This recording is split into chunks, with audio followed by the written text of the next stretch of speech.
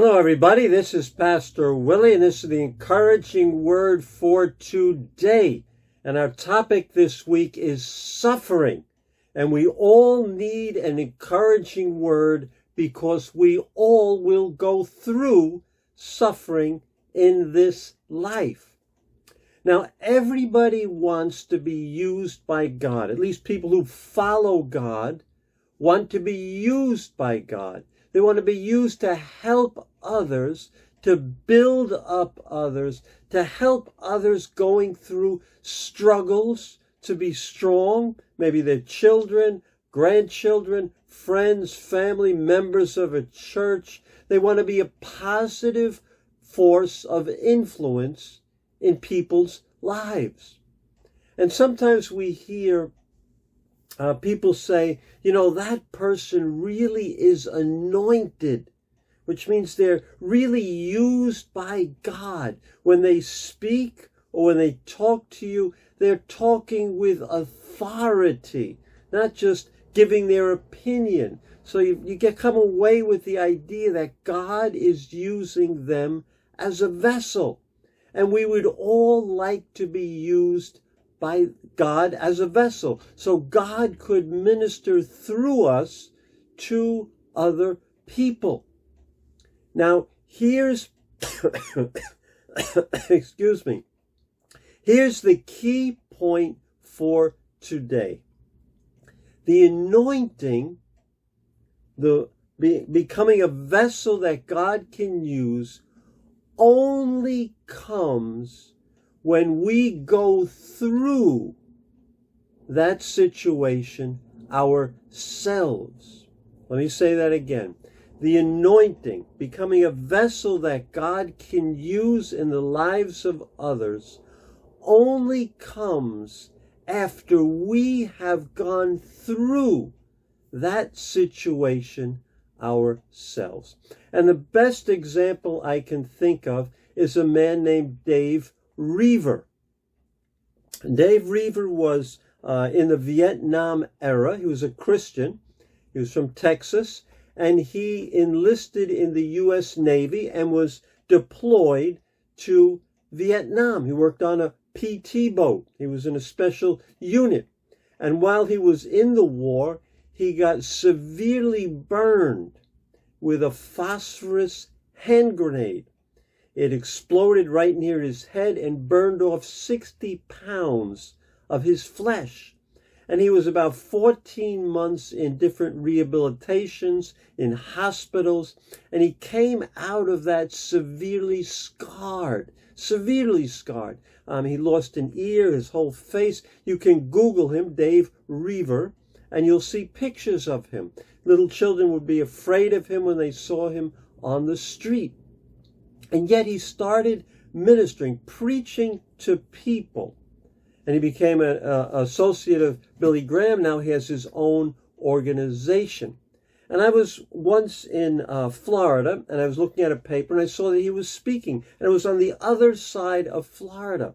But I had read a book that he wrote, and he was preaching on forgiveness. And I remember in the book he told how he eventually went back to Vietnam after the war and after Vietnam was normalized relations with the United States to forgive and to release the things that happened to him. And so he was preaching on forgiveness. I saw that. I said, I have to hear this guy preach on forgiveness. It was in a big church. And what a powerful, powerful message. The anointing was there to preach on forgiveness. People were crying. People came to the altar. At the end, he was signing his book. And there was a line of people waiting to get their book signed by him. I was on the line. There was a lady in front of me. She came to him and she started complimenting. Oh, you're so great. I admire you. And he put down his pen. And he looked at her and he said, listen, lady, this is not an ego trip. I wouldn't want my worst enemy to go through with what I went through. And she was quiet, took the book. I just handed him the book, didn't say anything. He signed it. He went through suffering, horrible suffering. He forgave those who hurt him.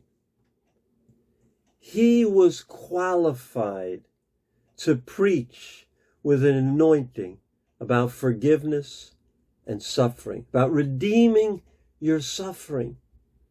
He could preach. I couldn't preach like that. I couldn't tell somebody that story. He had the anointing. So the principle comes from our verse today. The principle he demonstrated in his life comes from our verse today. 2 Corinthians chapter 1, verse 4. Talking about the God of all comfort, who comforts us in all our troubles, so that we can comfort those in any trouble with the comfort we ourselves received from God. Paul had the authority to write that. Why? Because he went through it before he wrote it. He can speak for God. Did you catch what it said?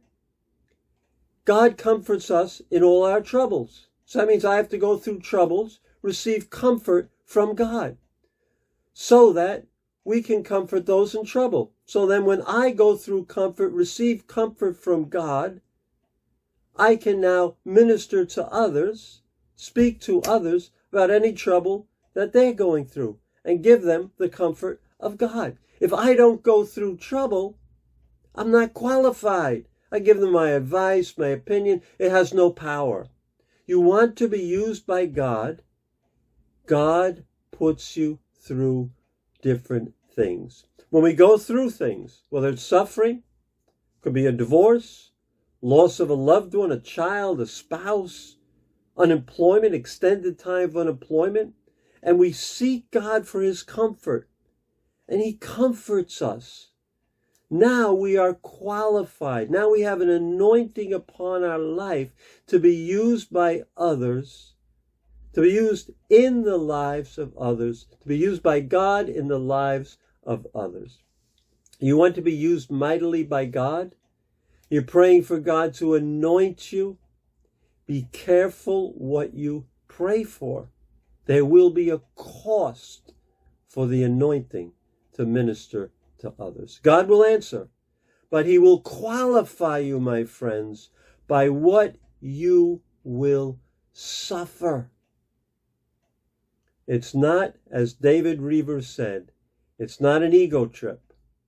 It's not easy. But if you suffer and get comfort from God, seek God in your suffering, whatever type of suffering it is, you will be brought through by God. It may take time. It will take time. But at the end, you will be qualified. You will be a vessel that God can use. Listen, there are too many imposters today with the anointing who've never gone through anything. There's a price to pay for the true anointing of God. And that price, my friends, is suffering. It's the price most of us don't want to pay. God bless you. And if you're in suffering right now, God is preparing you. I know that doesn't make it feel better, but just know that is what God is doing in your life. And that's a word for somebody today. God bless you. See you tomorrow.